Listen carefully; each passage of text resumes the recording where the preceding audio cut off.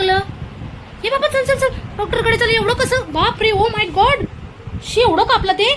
चल चल चल चल चल पटकन चल. मस्ती अशी करतो ना की विचारायची सोय नाही.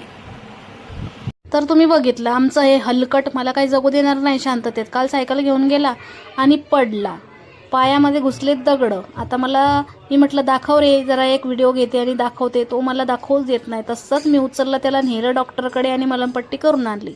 आज शनिवार सकाळी उठले, तोंड बिंड धुतलं. म्हटलं बाबा आता तुझंच करायला पाहिजे, सेवा करायला पाहिजे.